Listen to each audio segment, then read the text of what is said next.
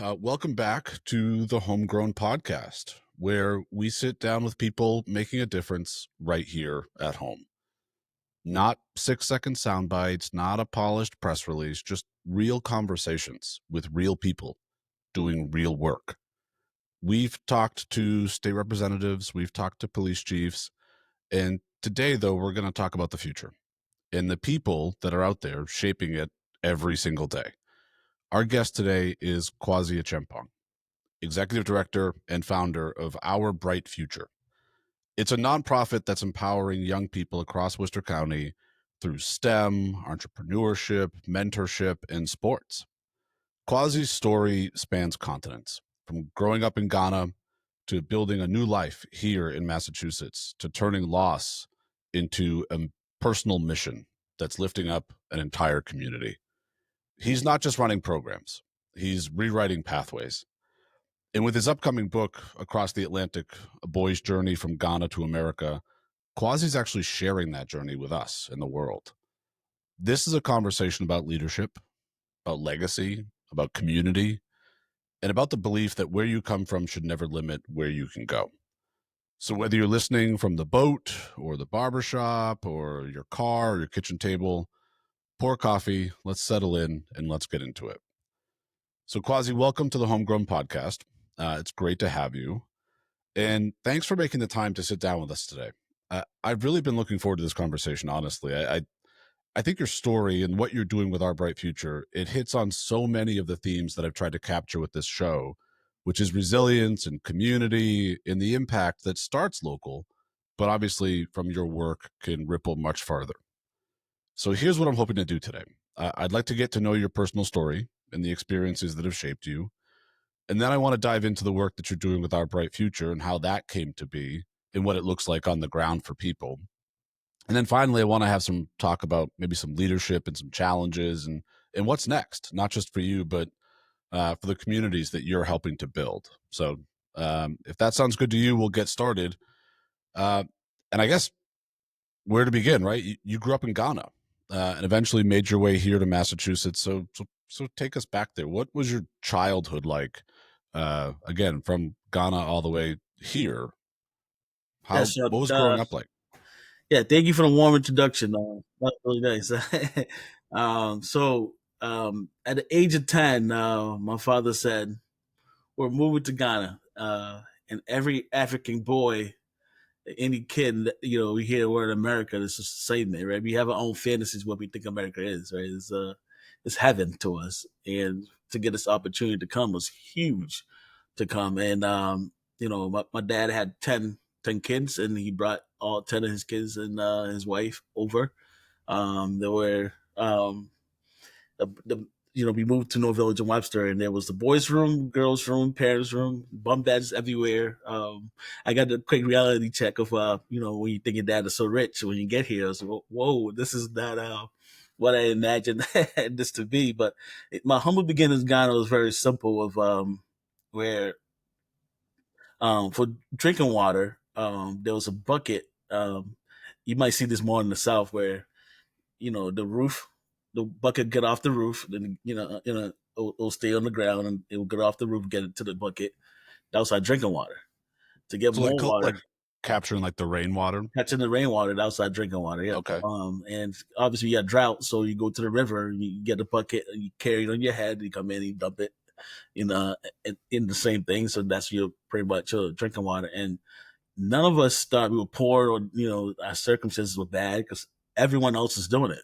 Right? Everyone in the village, that's what they were doing. So to us, that was the norm, and that's how we lived, and that was okay. I didn't have a bed. I had a carpet you put on the floor, and that's all you had, and that was okay, because every kid didn't have their own bed in their own bedroom. It's like, so when we come here, and there's 3 bedrooms, bunk beds everywhere, it was fine, because I finally had a bed. I had to share my bed, and even in the bunk bed, you have to share it inside of it. But I had a bed. I had, something Sure. that we could sleep on. So that, to us, that was an upgrade, and that was fine as well. So what kind of changed me when I came here was, American kids are not the nicest kids in the world, but I finally make a friend, and I knock on his door, and I walk into this house and his mom is laid out, need a stick in her arm at 10 years old.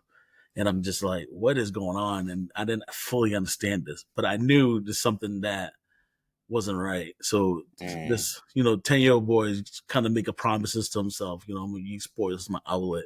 And me and you, Shawn, play soccer a little bit together. And, Yeah. when you have 10, 9 siblings, it's hard to find food, right? My parents do whatever they can. So if I don't go to a friend's house, sometimes you don't eat, right? So seeing all this around me, seeing, friends are 10, 12 selling drugs, then they starting to use and do all these things. This anger, just anger. And sports was that outlet to kind of just let that out, right? So I think you're seeing a little bit of it. It didn't take much, and you blow up. Oh my god, like what's going on with him? But I just quiet. I was just quiet in the shell. So I Mm. got to the game, and one game it worked for me where I played soccer and I scored 3 goals. Like wow, it was just an awesome feeling. So I got the release out. Sure. Anger is not something you could hold for that long, and I'm happy about it because it happened to me. Well, not because it happened to me, because when the kids come to my program, I see that, and instead of saying, oh, out, and that's it, why? Because Yeah. I lived through that same thing that they kind of going through themselves. It was okay. What is going on with a kid? Sometimes it doesn't have to be a kid that came the same background. It could be a kid that has everything, but it could just be as simple as I haven't seen my dad in 2, 3 weeks. I miss him. Right. And they're acting different. Why they acting that way? And let's get to the bottom of it. And you see in the kids too that that's not who they are as well too. But that's kind of what my upbringing was, where it changed me in my mind of okay, how do I help others and such. So that 10-year-old boy that saw that at his friend's house wanted to change. What did I do differently? And the sports was my outlet, things that I had to do to get out. I used that. So that friend actually eventually overdosed and died himself. But at that time I was already good enough where I went to school and got my accounting degree. Hmm. I did a couple of tax seasons, and I'm kind of looking in the mirror. It's like, okay, what am I doing in my life? So I kind of started something where it starts on the side. I can just volunteer and help out, and I didn't think anything of it being what it is. But once we started adding the robotics, the 3D printing, all the STEM stuff to it, what we did was we added the kids' math and science grades to it as well too, Hmm. and the numbers just kind of skyrocketed. So I took it to Southbridge, I took it to Worcester, Charlton, Webster, and the numbers just kept skyrocketing. So I kind of brought to some of my mentors, and they like, you might have something here, Kwasi. I don't know what you're doing, but start tracking some of these data more to see what Sure. what Yeah. the trends are, to see why it's different. And what we figured out is the hands-on stuff. They don't even think they're learning in the sense where it's just playground for them. It's like learning through play, that concept. That's right. Right. So if I tell a kid, what's the distance from here to here? I don't know.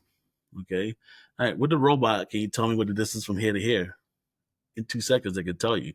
Right. Can Right. you make it square? All right. What's the area? Right. Just using the robot as a tool and showing them, and they're picking up things faster than, me just asking them a question what it is and go figure it out. And there's Go read a a book. resource to that too, of being able to use the robot and to solve a problem that may come up in real life, right? Like you said, what's the area of this? It's like, I don't know what the area is. I don't know what area is, but I know this robot, how to use it.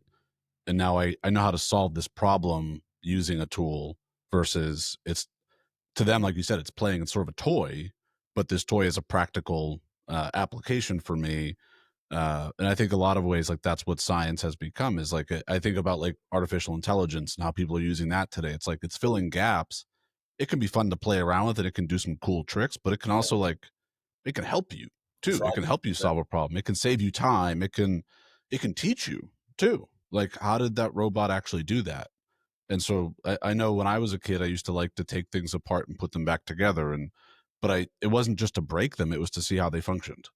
And like, what is this piece doing? If I don't have this piece, does it's like when I was a kid and like sitting in class, you take apart your pen. Like, why is there a spring in it? And why does it click? And if I take the spring out, it doesn't click anymore. I think there's a lot of just those sort of like those utility sort of tasks, and like and being able to just touch it and sort of hold it and understand like, this is a tool. and Yeah. how do I make it work? But I guess I want to go back to you're 10 years old, and like you said, you 10 siblings. Where do you fall in the 10 siblings? I'm number You're not 7. the oldest. You're number No, I'm 7. Okay. number 7. Yeah. I got my beatings. I'm the youngest of 3 boys. It's not quite 10, but I can relate, I guess. So Yeah. I got my brothers used to like to play football in the yard, and one of them would play quarterback, one of them would play defense, and I never got to play either. I just got to get tackled. So that's my experience. But 10 siblings, and like you said, in the bunk beds, but I think one thing you said that sort of resonates with me too, though, is when you were in Ghana and you're collecting the rainwater, you're going to gather the water, and like it wasn't like you didn't know what you didn't have. Yeah. Yeah. And so I think that perspective is really powerful of like, I didn't like, you weren't upset about not having the access.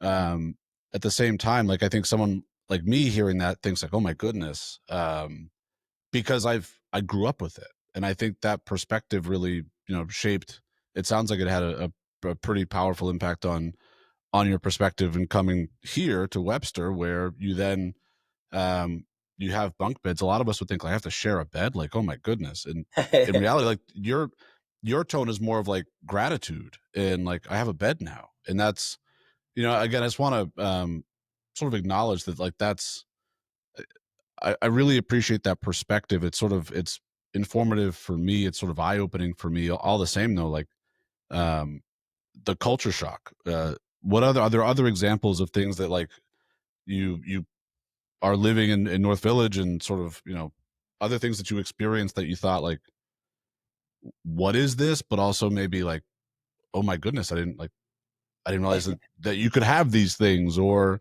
Yeah.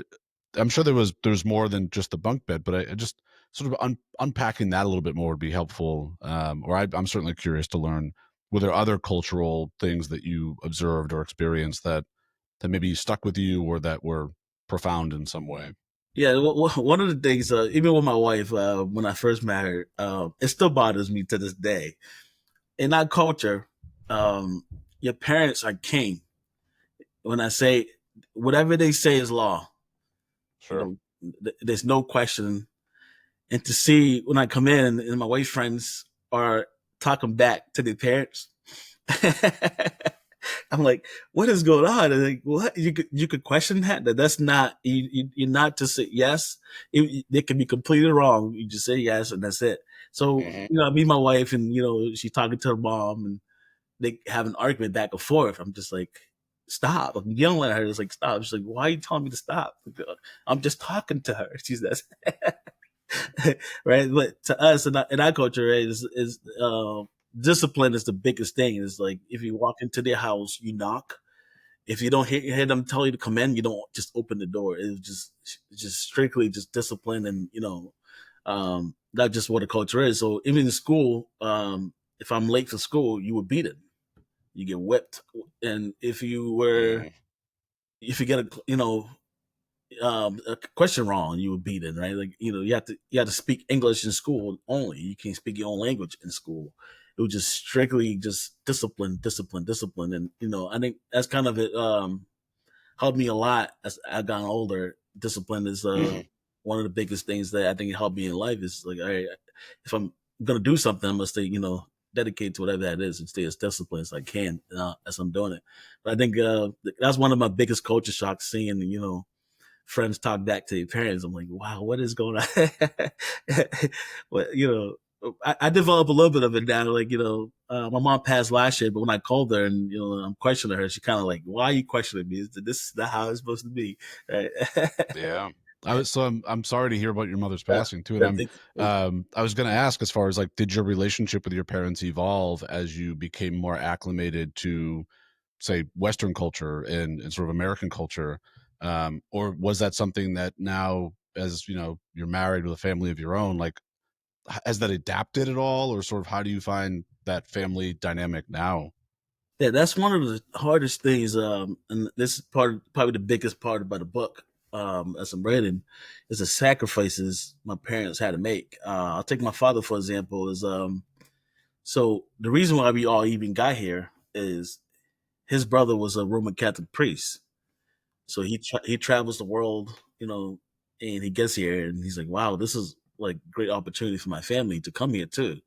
So he sits his family down and he wanted to start bringing one of them at a time, but making a domino effect where whoever he brings has to bring the next person.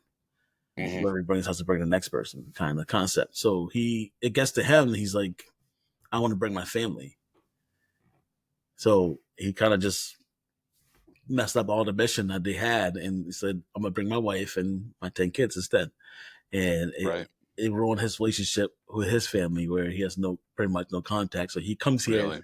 and all he has is us, and that's it. And he becomes. I think some of that ate him alive as well too.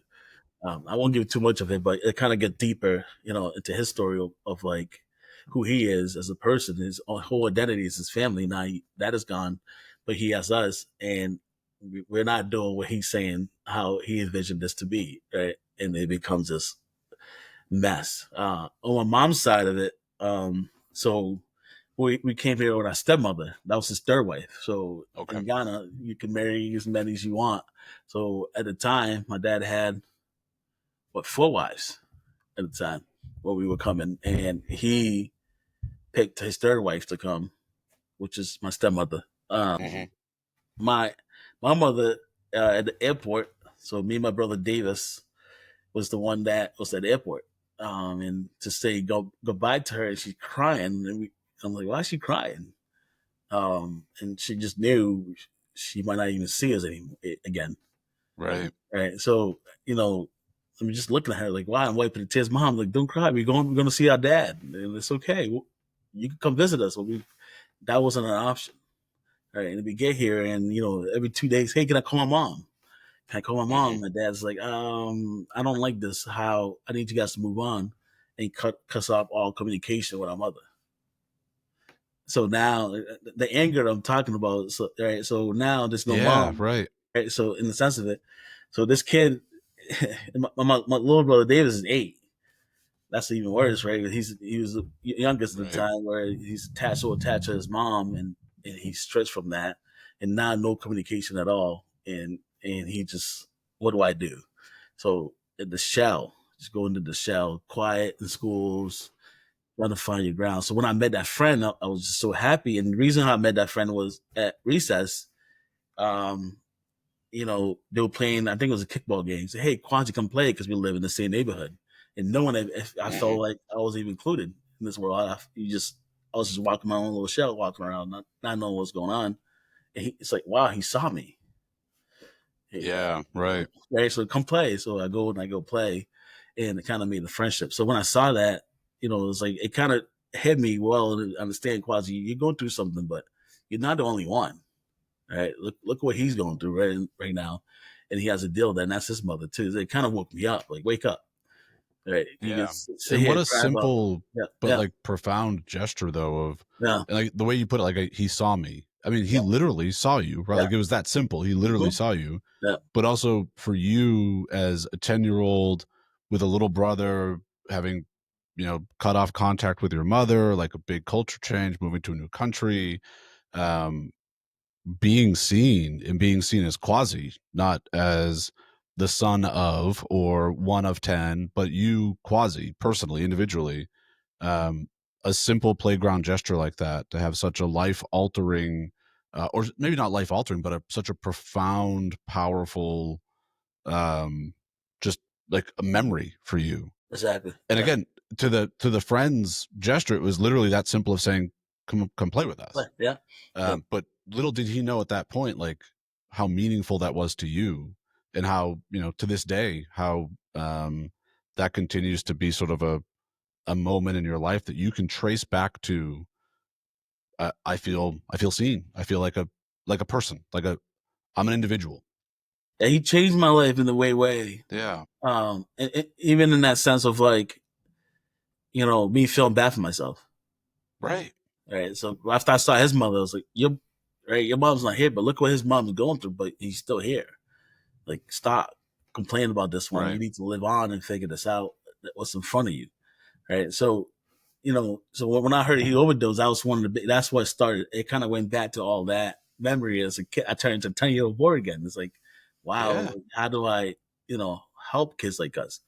We're just Right. kids in a bad situation. How do we get out of this? And we just went two different journeys. I was lucky enough. I went to college, I got a decent job, but his journey was just a little different from mine. And this guy kind of looked at it as, how do I get a kid like that to come more towards my journey? It doesn't have to be college, but could it be, at least get on this journey and get away from the drugs and all that stuff and Mhm. see the positive things in life? And, a busy kid will never get in trouble. Yeah, We right. don't have Good point. time to do that. How do we keep them as busy as we can in the program? So the time and how I do things, even my summer camp, is Monday to Friday, 9 to 5. By the time your parents pick you up, it's almost bedtime. How are you gonna go Yeah. screw up, You right? should It's be tired. You should be, yeah, um, yeah, what I want to just quickly to close sort of the child a little bit. And we'll segue into what it is that you're doing with Our Bright Future. But um, when did you pick up contact with your mother again, or what did you make contact again, and sort of what did that look like, and how many years later was that? And um, if you're, I mean, if you're willing to share, I'd certainly be grateful as far as the relationship that might have come with that absence of time and sort of your development here versus the experiences in Ghana. yeah. I was 18, so from 10 Okay, to so 18. 8 years So later, yeah. yeah, so my father called and I kind of say, hey, you heard from my mom. He's like, oh, hey, you're 18, you can talk to her now, okay? Okay. Right, so he kind of gave me her number, and I looked at it. So I was scared of calls. What do I say? Right, it's been so long. Right. But he gave her my number, so I get this random number, and I kind of picked up, and it's like, my well, my parents used to call me in Ghana. My grandmother gave me a name, Pa Kwasi, so Kwasi Pa Kwasi. Okay. So I heard that. I was like, I turned into a little boy again. Like, mom, really so happy to hear that voice. And it's kind of we kept on the relationship that way. And how's this person? How's that person? Like, how's Davis? And kind of like, and then I connected. Davis got lucky. He didn't wait. You have to wait till he was 18 That's to get right. a Yeah. number because I got it. Because eventually he started connecting with his mom as well too, in that concept. So yeah, 18 it was when the kind of restarted, and she became my everything. Every time she needed something, if I didn't have it, I figured it out, right? And especially in Ghana, they think if you're America, you're rich. So Yeah. when Right. the Yeah. call comes, oh, I need this money, and here you go. And I'm in college and I don't have any money, but how do I figure it out to send it to my mom because Yeah. it's That's my mom. everything. Yeah. Yeah, yeah. So Well, I'm glad you were able to reconnect, and I think I'm sure she was ultimately proud of I'm certain that she was proud of who you've become, and the success you've made yourself. And but I can only imagine being 10 years old and not having that relationship, or and I think like you said too, that sort of that creates this anger and sort of this bitterness maybe. um and I think it's interesting how you described like you the way you're approaching kids today and sort of in working with them is, I think, understanding that someone may lash out. Like, let's say we were playing soccer and there's some hard contact or something, and someone might think you're overreacting, like if you had a reaction to that. And your question though is like, where's this coming from? Because it's not about that play. It has nothing to do with that play. Like, what else is going on? And like you said, I haven't seen my dad in a couple of weeks, or and we don't know someone's life circumstances. We don't know. All on the field, so to speak, is that they're your competitor or they're your teammate. It's one or the other. But you don't know what happened before they stepped onto the field and what might happen after they step off the field. And so I think your ability to sort of see past that moment and to maybe probe the root of it, um, I think is probably helping more kids than you can even appreciate just process some of that information. And again, I think there's something really powerful to that, as far as just that, what's going on. And in a lot of ways, going back to when you were asked to play kickball, it's like those kids are now feeling seen, hopefully. Of someone asked me about life, not just my attitude, or sort of my outburst. They want to know what's going on, and that question alone is like someone cares. And so you mentioned, and I want to get back to the origins of Our Bright Future, because I don't want to gloss over it. There's you experienced as a young person, the loss of a friend, and it was to an overdose. You mentioned that, um, and I appreciate how you described it as there were just two separate paths that you and the friend went on, um, and I don't know this, but I'm assuming there may not even be a rhyme or reason as to why your path played out the way it did versus his path playing out the way it did, but it's sometimes something so simple that could change that course of, maybe you weren't exposed to the, a lifestyle and or a culture that he was, or, we could sit here and debate and try to analyze the whys of it. But the truth is, the fact is, you went down a path and he went down another, but that loss was still very personal to you. But how do you make the decision to channel that into, you know what, I'm going to try to, almost like as a legacy and or as a tribute, do something? How do you get from the point of I've experienced this loss to I'm going to do something about it now? What motivates you to do that? What's the decision look like? Just how do you go about that exercise of channeling it? Yeah, that's um before the kid died, I saw him a month or two before. Okay. My my pastor, I'll give him a shout out. You know, Pastor Carl Vanderhoof. He's crazy enough to say, "Hey, Kwasi, let's go to Brooklyn Valley to go pass out turkeys." I'm like, what? I don't think that's a great idea. Is to go there and we go to this area and we're trying to pass out turkeys and I'm the only black guy and it's all white guys around me and they're looking at us like, we don't want your turkey. Really? You don't get out of here. We don't know who you are. We don't care. You might be a cop. What? Dude, get out. And I'm like, what is going on? I'm kind of like, they're right. Let's get out of here. They don't want the turkey. They just said it. Let's leave. But Pastor Carl, he said, no fear. And he's just like, Yeah. okay, Yep. all right, let's go knock on doors then. Just go to because the kids were playing in the basketball court. And so, let's go knock on some doors. As we were walking towards it, there's a trash can, one of the big dumpsters. I could hear people walking around it. And how they were walking and talking, it just wasn't, it didn't seem right. And they come out and I look up, I'm like scared. I'm not gonna lie to y'all, scared. And I'm like, I don't know what these guys about to do right now. I'm like, I don't know what you got me into the head, Pastor Carl. And, I just hear Kwasi. And I look up, it's that friend. And obviously we hug and so, oh my God, how you been, this and that. Yeah. And who here with? Who are these people? It's like, this is my church and we trying to pass our church. So, wow, that's amazing, this and that. Let me help you. How long had it been since you had last seen him before then? Man. It's probably good 7 years. Good Wow, 7 years. that long. Yeah. So now it's like we reconnected, and and was it like when you talked to your mom, it had been 8 years? Like, did it bring you back to that? Like similar to that, yeah. And he didn't look good, but I didn't care. He didn't look good. I didn't care. To me, it was he's still like, your friend. that's my friend, and it didn't matter. I love you, and that's it. And Yeah. he helped pass out all these turkeys. He grabbed two for himself. What his last words he said. He goes, I think God's been talking to me. We need to go to church soon. Let me take your number. I'm going to call you so we can go. I think my mistake was not taking his, but I gave my number to him. Sure. Yeah. And then 2 months later, that's when I hear he passed. So that reflection of it was okay. All right. I know he's not a bad person, in my heart, and I know from what I've been around, I know he's not a bad person. And I knew he got into some bad stuff. Right? And I always look at his journey of like, how he went, and these opportunities. The only thing I saw that was different, and it's not just him. All the people I grew up with there was a Boys and Girls Club bus that came to us where we lived. Mm-hmm. And the kids that stopped getting on that bus got in trouble. That's one thing, and I could do all analysis numbers and whatever. Yeah, right. Just like kept getting on that bus and going to it. I went till they kicked me out.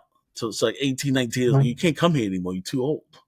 So, and I'm fighting them. So no, I need to still come, right? Like, right? Because that's what I saw. The kids that stopped getting off that bus. It's like, no, that's not cool anymore. And it was just simple as doing your homework there, playing sports. doing your homework there, Right. playing sports. That's all it simply There's was. structure, there's Structure of it. support, Yeah, structure. Yep. that's all. It's safe space to be.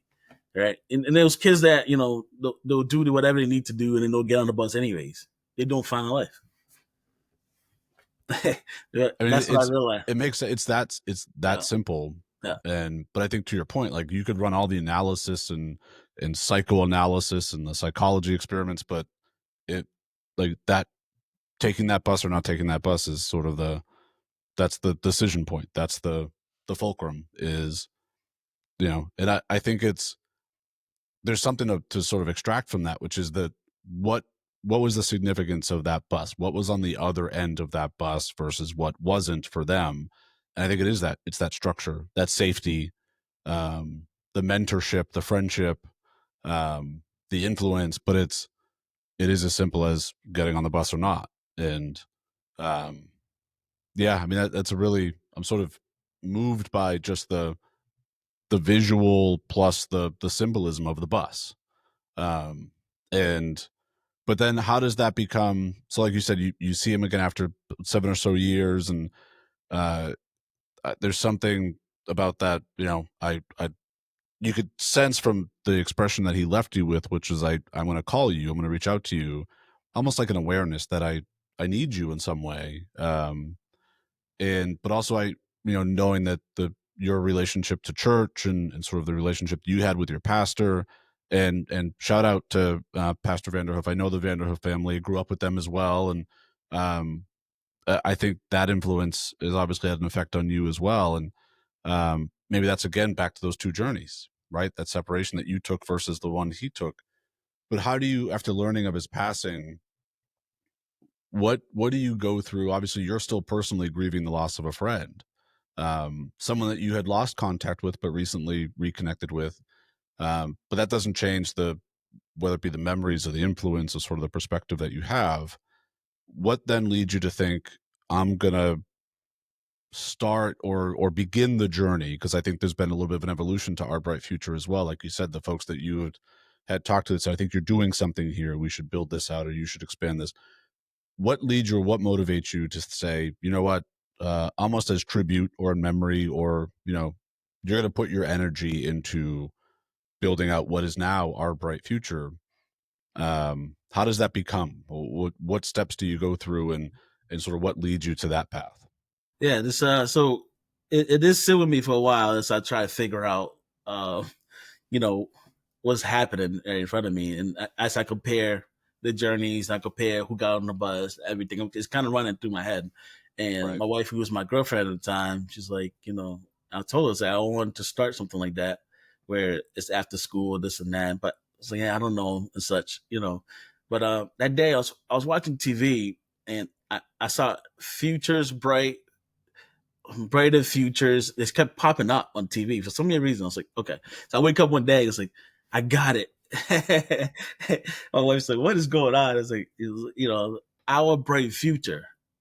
I was like, what is that? So that's what I want to call the after school sports program at the time. That's where, hey, that's the mindset. Sports, what got saved my life. That's what I want. And she goes, well, we'll add homework help. And then we'll add this. And then my buddy Peter Karaoke, he's like, hey, I think this is great. Let's add this. Let's add that. So slowly, me, my wife, and Peter Karaoke, my best friend, kind of sat down and kind of formed something of how we want this to look. Right after school, the timing was how and what grade we wanted to do it. Right, and what ages, everything. We planned everything out. Where all right, 3 to 6, 6 o'clock's dinner time for after school. So they get out of school, they come to us, right? Boom, dinner time. If we do summer camp, like I said, Monday to Friday, 9 to 5. What's the age group that you could actually influence, right? So 6 might be too young to do robotics, but 7 to like 14, if you could catch that brain by then, you already influence the kid's life forever, right? You could change. I always say soccer when I was coaching, if you bring a kid past 17, I cannot help them. They already have their mind made how they want to play. Right? If you give me a kid from 7 to 14, I can show them how to play, do any move, anything, because their mind's willing to change and how you want it to be. Right? They They want to can be learn. taught, Learn it. and Yeah, yeah. exactly. They want to learn anyway, right? And you know, um, Peter kind of took over the robotics part where he's teaching the kids robots and stuff like that. My wife kind of, did the arts and crafts to start. And then, I did the sports part. That's how we kind of started in the beginning. We started the YMCA Central Branch in Worcester.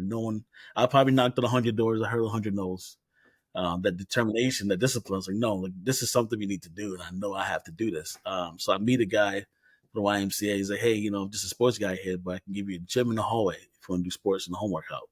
So how many kids you got? He goes 150. So okay, can we rotate them? And so every 45 minutes, you get a group in. And we did that, and it kind of helped us too. We get a website and take pictures, kind of show what it is. We didn't get paid; we're all volunteers, but it helped kind of set that up. Then once we start adding the robotics piece to it, that's when I started to see. I went to mentors. Oh, this is pretty cool. What do you think? And he's math and science grades.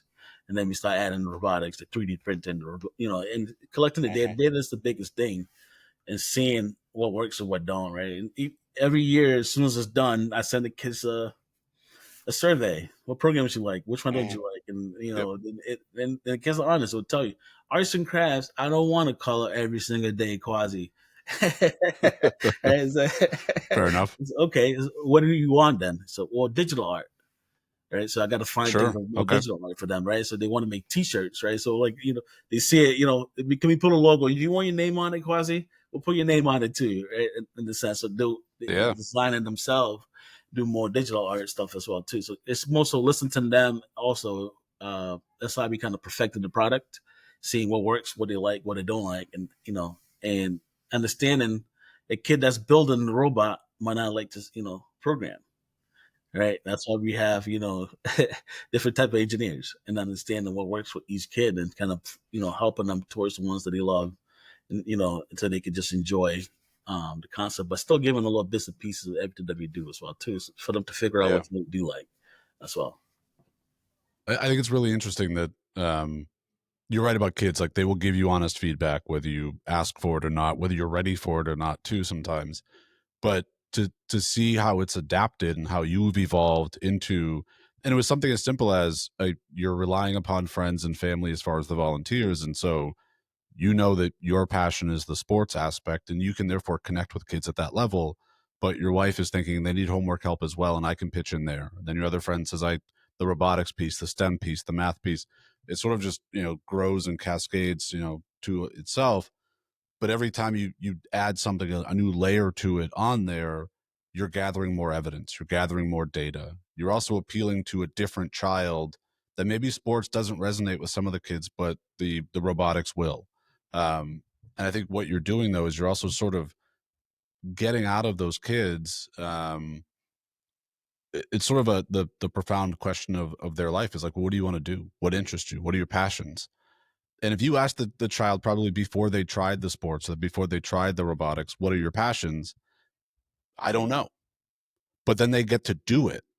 And then they get that hands-on activity. Like you said, I don't want to color. Like arts and crafts isn't just coloring. I want to do the digital. And now it's like, oh, I found something I'm good at. I found something I like. I found something I'm creative at. And what does that door that's now opened look like? What does that future now look like? Because like you said, it's a busy kid's not a kid in trouble. And so if I found something to be busy with, they're getting on that figurative bus and they're going. Exactly. And I think that's the profound impact that you and your volunteers and your family are having is you're providing the bus and kids are getting on it. Exactly. And you said something too about a pen, where you get a pen and you break it down and you're trying to figure out. You are the kids that I have, the curious mind of, right? So the challenge of the challenges they give me is don't let me be bored. Right. Don't let me be bored. So that's why I was trying new things and such and figure it out. So at first it was just robotics. When the 3D printer comes, my buddy Peter goes, every time they done building a robot, Kwasi, they want to take it home. Right? So it's $500. I can't let a kid take that home. So what can we find that after they build, they can take home? Okay, so 3D printed, they can 3D print it and take it home. Yeah, right. right? And And the they message want of to show it off. Like it's exactly, something I think tangible. it's Like yeah, I did this. It's pride. yeah. And that's one of the coolest things when the kid parents pick them up and they made a heart. This is I love you, mom. Mom's crying and they hand it to your mom. That's one of the best feelings to see. And I'm like, I'm sorry. Right? They tell Yeah. the parents, but it just little things like, and they tell me like, right now, one of the things that they telling me right now as we go in is we call it cricket club. So digital art that I was talking about. Um, so we have the teenage groups. So like I said, the 14-year-old kids have been in my program. Now it's kind of like again to that age. Okay, I've done everything you've done. What else can you give me? Okay, all right. So now they want to create an online store where they taking in the orders, Yeah. they doing the marketing, they making the flyers, they sending it out as they come. And Kwasi, I don't like your cooking machine anymore. I need you to get an embroidery machine because we want to make legit shirts. Right. So, Little but entrepreneurs. Yeah. really just showing them at least how to do this and getting it going as well too. But they talk to you, and as long as you want to listen to them, they'll tell you what is next as well. And I'm always looking for what's Yeah. next, not put it in front of them. What do you think it is? Sometimes it sticks, sometimes I don't that's not it. And we'll get out of the way. Right. What But are some of those examples? Like you mentioned, for instance, like the arts and crafts. I don't want to color every day. Have there been things? Because it sounds like the evolution is we're adding things as we go. We're expanding, and some of it you wouldn't think makes logical sense. Like pairing sports with STEM, with homework, with robotics and 3D printing. Like it doesn't. You look at it, you think like, where's like the what is this, right? Like it's a lot of different things. Have there been things that you've added that didn't work out, or that you saw I thought this was going to go one way and it went a different way? Like I think the coloring to the digital is a good example, but have there been other examples like that? yes, absolutely. So like you said, the arts and crafts were one of the ones pretty much like you said, it wasn't just color and such. It's more so of what I try to do, put hands on things.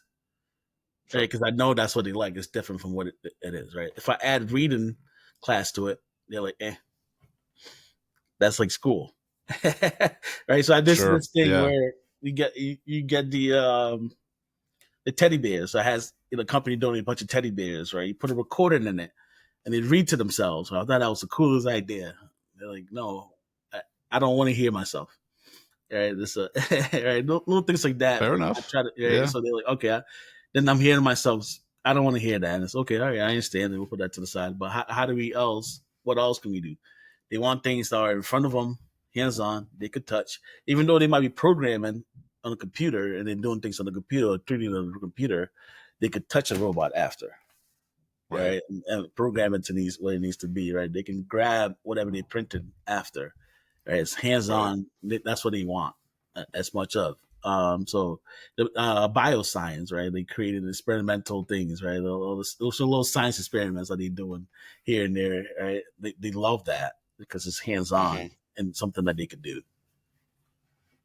I think that's really what I'm hearing is the kids are really in the driver's seat as far as, and I think it's really important that I think for the success and the long term viability of our bright future, that you guys you're listening to the customer, so to speak, which is the student or the child, um, but you're willing to take their feedback and incorporate it. That you're not forcing something that they don't want to do, because I think that's why kids sometimes would choose not to get on the bus. And I think what you're doing is, um, by all means, like the generosity of the company that donated those bears is important and it's critical. But you're also wanting to make sure that their investment is something the kids are using and appreciating, and so I have a lot of respect for that. You're not forcing something that the kids don't want, while all the same, it's almost like you're finding different ways for kids to eat their vegetables. Like you said, you're still learning whether you like it or not. You're going to learn something while you're here. You're applying it in a way that is of interest to you. And so there's a lot of different ways that kids can learn something. You're just finding the mechanism and the medium that they're responding to, which might be the computer based, but you're still leaving them with that keepsake of, I can develop something online, but I can then print it in a 3D model, which I can then touch. I can feel it. It's tangible. Um, so I just think sometimes we learn a lot through our mistakes, or not even mistakes, but we learn lessons through every exercise. And it just sounds like you're applying your lessons in a very proactive and productive way. And that's exactly what you said is exactly what happens, right? Like, if a kid comes to me, the robotics part of it, and they want to kill me, right? Like they'll come to me and they say, hey, this is not working. It's not going forward. So what did you do? Right. And try not to be an enabler. That's the best thing, right?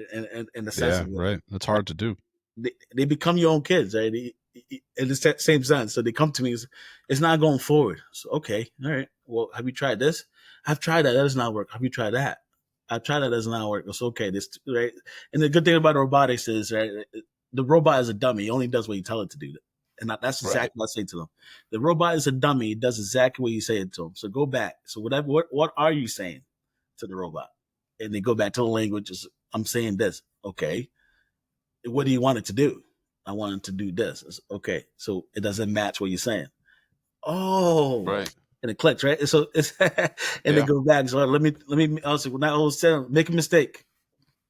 If you make a mistake, you can learn from it. Right? That's And the right. same thing, right? If I told him to go backwards, it's go backwards.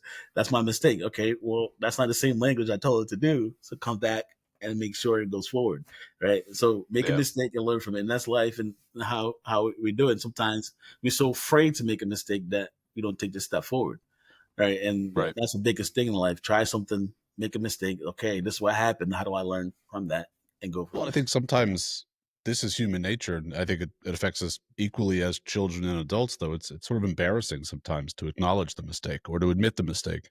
And what you're showing them is some patience and some grace to say, "What happened?" It's that simple. It's like you said, like, what did you tell the robot to do? Well, I want it to go backwards. What did you tell the robot to do? Well, it didn't go backwards. What did you tell the robot to do? And so, like you said, you're sort of the patience that you're showing though allows them to go through there's some independence that they're still experiencing, which is I solved the problem. I with help from Kwasi, sure, but I solved it. And so now that mistake turns into pride. And I figured it out. And like you said, it clicks. Also, I've always found that, and this is my own experience, is if I make a mistake and it's one that I think, that's embarrassing, or like that was boneheaded, that was dumb or something, I won't make that mistake again because I remember more of my own failures than my own successes. And I think that's the human nature aspect too. Is like I remember, I'm sure you do too. Like I'm sure you remember a lot of goals that you missed or shots that you missed, versus how many you had. Like you said, that one game where you had the 3 goals, sure, but you probably remember plenty of games where it was wide right, wide left, or over the net, and um, that's human nature. And I think kids are the same way, and adults are the same way. That's just who we are. It's how we're wired. But um, I guess I realizing we're sort of, and I appreciate your time here too. Especially this has been I've learned a lot about you, but also I think the contributions you're making to these kids. But you mentioned earlier, and I want to sort of probe this a little bit more too. You're writing a book, Yes. um, and you mentioned it earlier as far as one, you don't want to give much of the story away, and I appreciate that, which means plug you, people should go buy it. But all the same, what you're a busy guy, you've got a lot going on. What sort of prompted you to write a book? What motivates you to do that? And is it going to be based on the title? It seems like it's going to be a lot of your personal story, but how much of your experience with Our Bright Future, your transition from Ghana to the United States, is it sort of an all-encompassing autobiography? Is it, or what can we expect from Kwasi the author? Yeah, so I didn't even know I was a good writer to college. So I was one of those weird kids that anything that get me out of trouble, I did. So I remember being a kid and there's a group of kids, they were rapping. I was one of those was terrible rapper you ever heard in your life. But the process of the rapping was the writing. I was like, huh. I was like, I could do that, right? So the rhyming Yeah. and such, I was like, oh, that's pretty cool. And how to tell stories through it. So, I was a kid, I listened to Nas because of how he story told through how, Yeah. he grew up. So, I get to college, I had this professor, and then we're in college, and up in New Hampshire, and I'm writing, and terrible grammar everywhere, and mistakes everywhere. And he looks at it. He goes, "Oh my god!" I was like, "What?" He said, "Well, this is like a C, but I want you to go to the library and see someone to help you proofread this. When you come back, you can see what different grade." I go to the guy, they help me proofread, and he comes back and he said, "Well, this is like a B, but I want you to go back again, all right, and look at these things again, unless you're okay with a B." And I go back and he's all right. Well, this is an A. If you want to get an A plus, so pretty much get to A plus. He goes, "Kwasi, you have something that most people don't." He's like, "What?" It's one, determination, obviously, because you did everything I told you to do before you came. Exactly. That great. Right. And he goes, "You are an emotional writer. Because of that, people would listen Yes. to what you're saying. Right. But if you learn these things that I'm trying to teach you, you'll be a great writer. And I think one day you're gonna write a book." I said, "Yeah, whatever." Wow. I didn't think of it, so whatever, but it bit in the back of my mind what he said of it. So I always kind of my grammar of how I'm writing and such. I always trying to work on that. As I don't know if he gave me sight words of what how to begin the sentence, how to end it, things like that. So I kind of learned all that as I was going. So I always wanted to. So it always been in the back of my mind. And as my life goes on, I think my story of everything after my mom passed, everything kind of slowed down for me. So I'm going back to Ghana again and seeing my childhood again Mm-hmm. now from a different lens. All right. And, and I coming back now, I'm helping these kids through Our Bright Future through a different lens now. It's like, I feel like I'm a 90-year-old man saying this, but I'm seeing different things from different lenses. It's okay. I think it's time to start. And I didn't even mean to start writing. I was done working, at 4 o'clock in the morning. Something just said right, and I wrote 3 chapters. My wife wakes up in the morning and says, "Hey, I think I'm writing the book. I don't know. You can't read it." And she kind of raised it. She's like, "Oh my god, well, you have to keep going." So you sure? Right. So she's like, "Keep going. I think you got something here in a sense." So she kind of motivated me. So most of the time I wrote, I didn't. I actually wrote my rough draft in 2 weeks of like just getting everything out of the stories and Yeah. how I wanted to shape.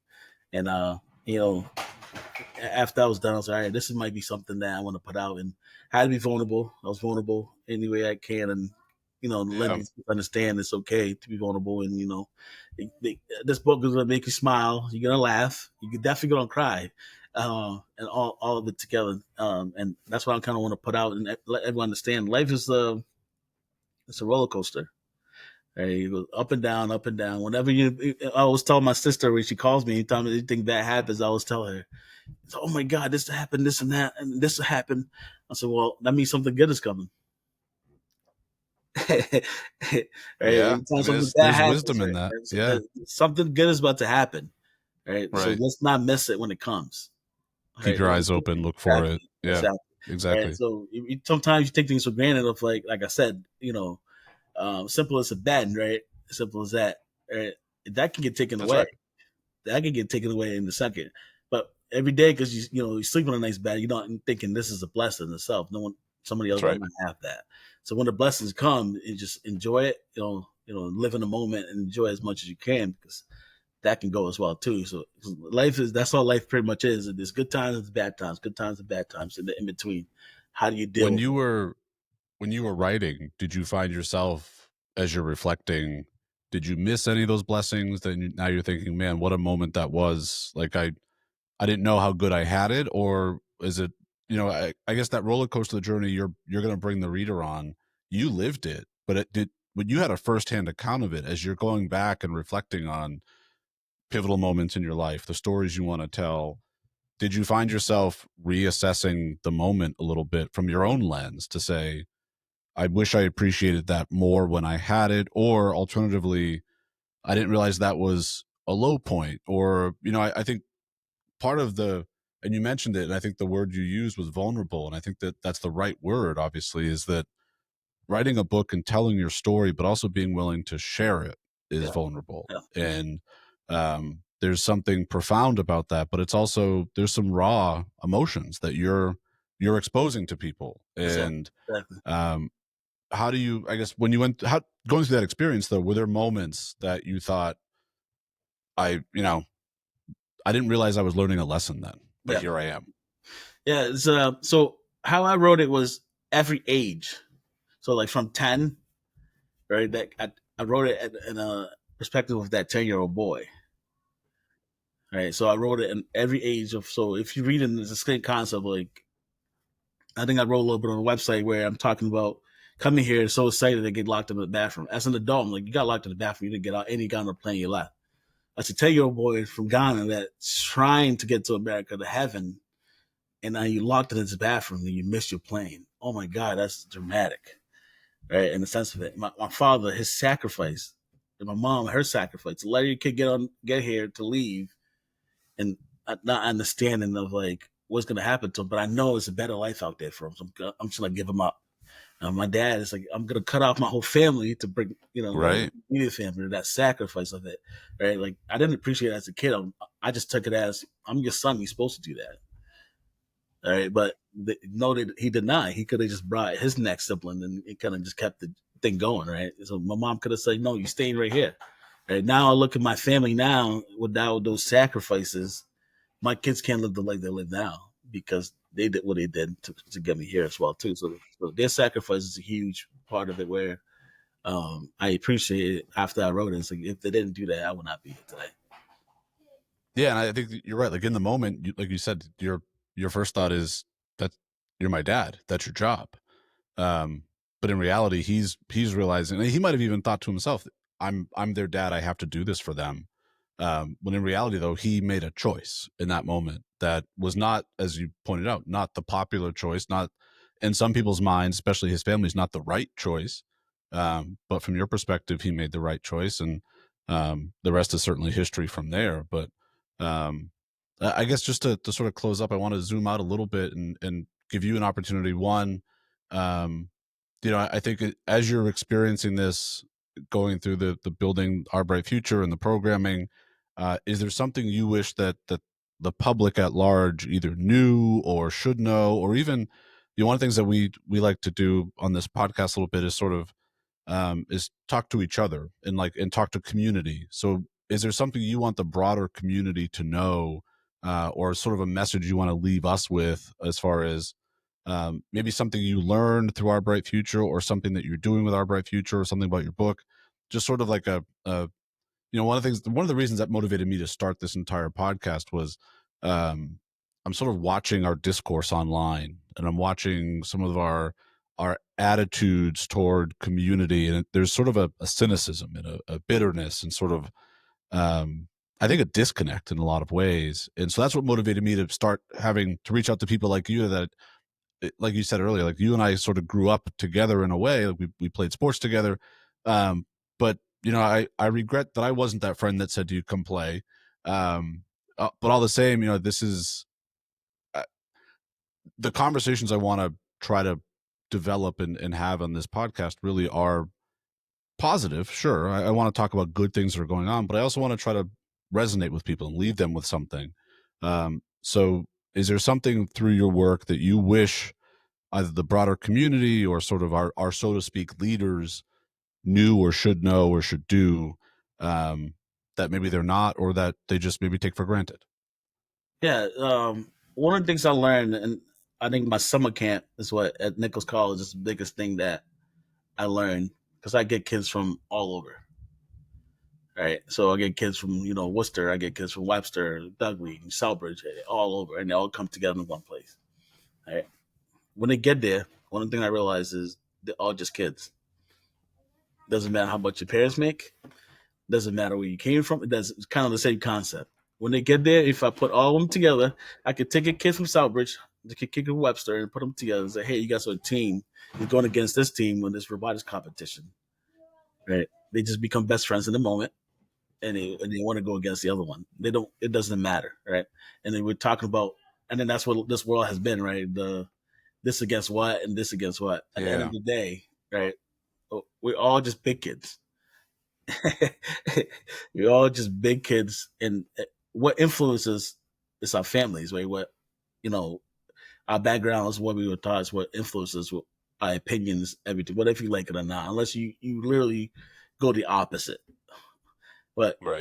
what is your, politics, your views on politics, everything that we do is influences our family.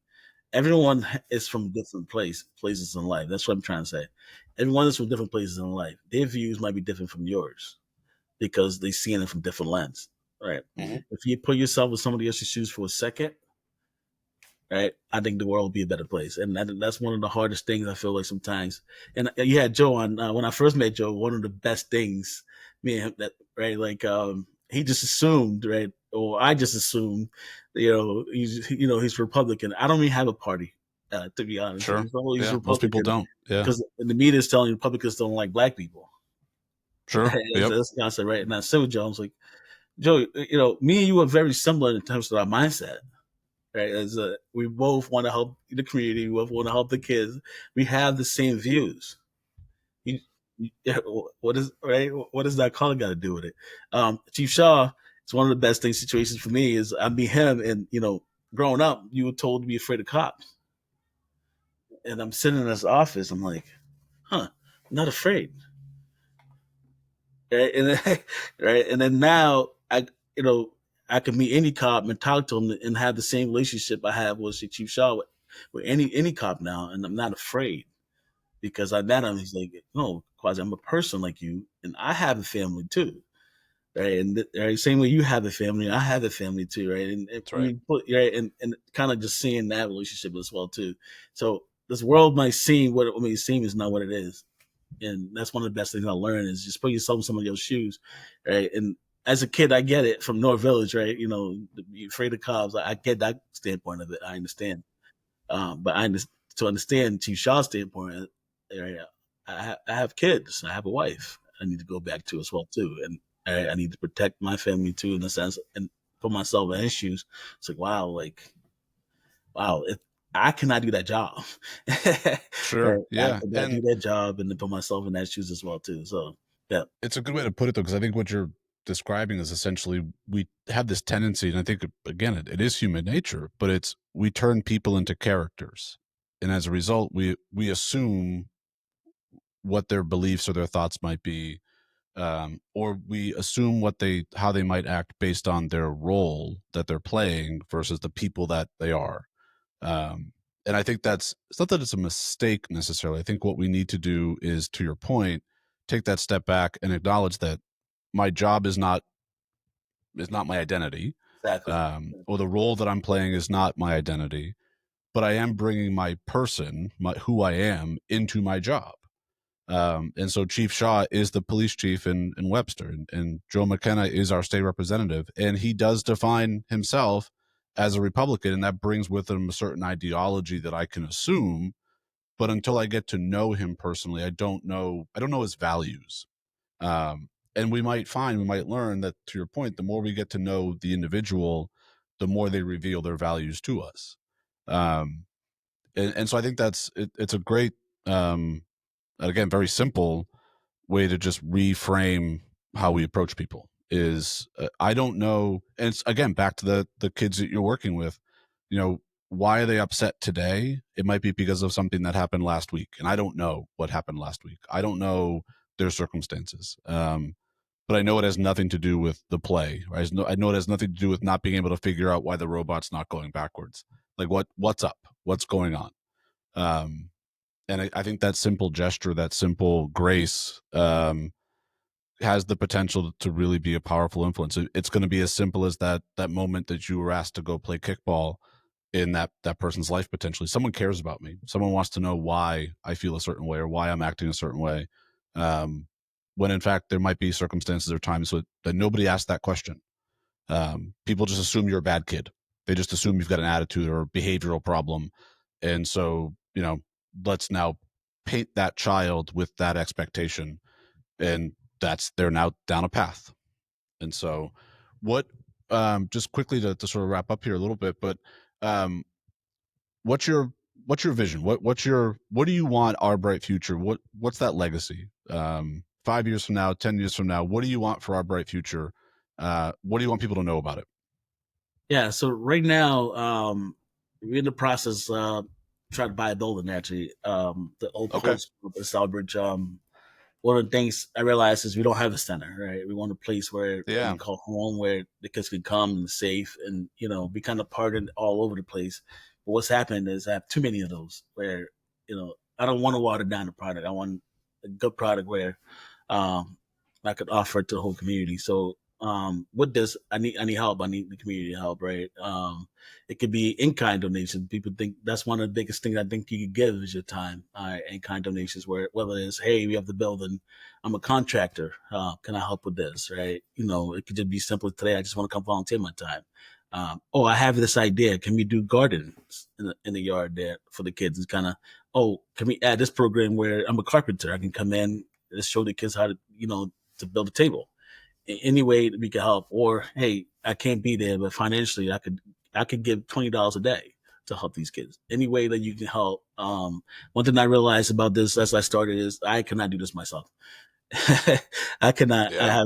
I cannot stay here and take any credit for anything I have done, because I have not done any of this myself, and it's been the community. And thankfully, I realized that at a young age, my community raised me.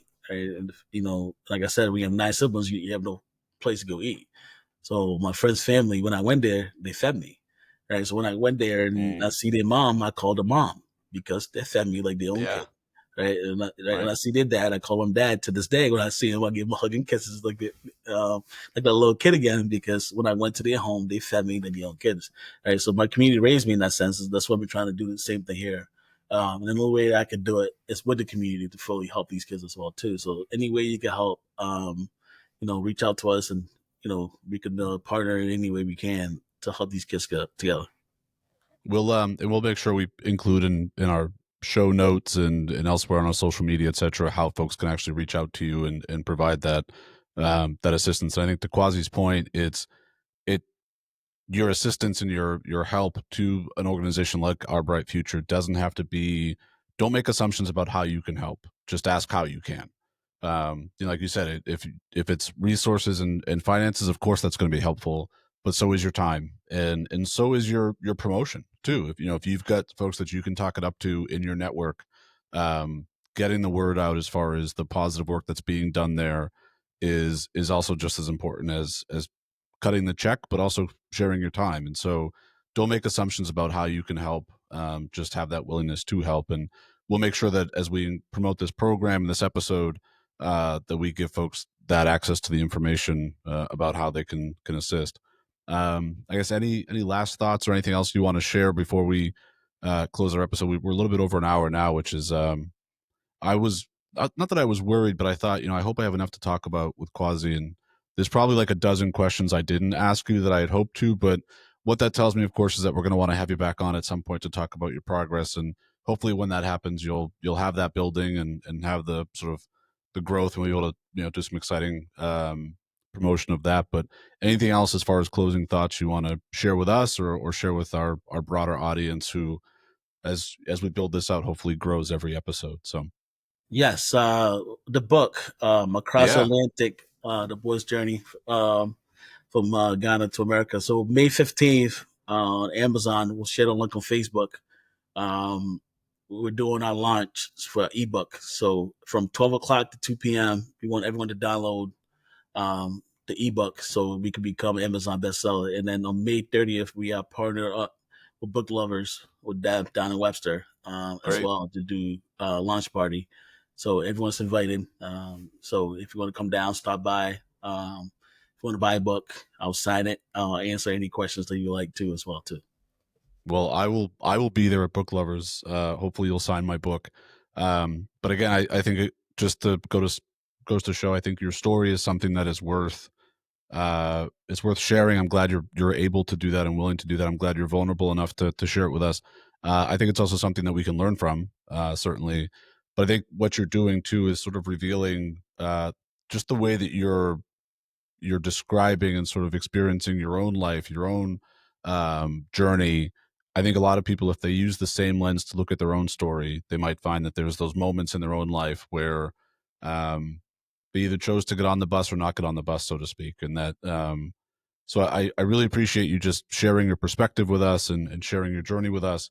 I'm glad, like I said, vulnerable enough to write the book and put that down into words. I'm glad your wife encouraged you to keep going after that 4 o'clock in the morning writing session you found yourself in. But also, I'm glad that you somehow managed to have the conviction and have the power to turn the mourning of your friend into a mission, and to find a way to let that story not be the end of his story in so many ways, but also to turn that story into something where you thought, I've got to find a way to reach these kids to prevent another tragedy from occurring, which in and of itself, I think, turned a very dark experience in your own life into changing the lives of others that, um, frankly, who knows what their fate would be or what their journey would look like without your intervention, without your assistance. And like you said, there's a lot of humility in the way you described it, as far as, you've done nothing by yourself. But I would say, Kwasi, you've done plenty by yourself, and you're motivating others to get involved, and you're encouraging others to get involved. You are building a community that I think a lot of us are proud of. And so that journey of a 10-year-old coming to our community, frankly, has had such a positive influence on our community. So thank you for sharing your story with us. Thanks for being here, for joining me on the podcast. And again, I just want to acknowledge that the reason we do this podcast is to highlight the people that aren't just talking about change. People like Kwasi are living it, they're building it, and they're doing it right here at home. There's a lot of good happening in our area and our region. And Kwasi, again, you are certainly a model of that. So thank you for joining us today. It's great to see you again. Thank you for our listeners for tuning in again. We'll have more episodes to come, certainly, but until then, be well, be good to each other, and I guess we'll see you soon. So thanks again, Kwasi. Thank you so much, sir.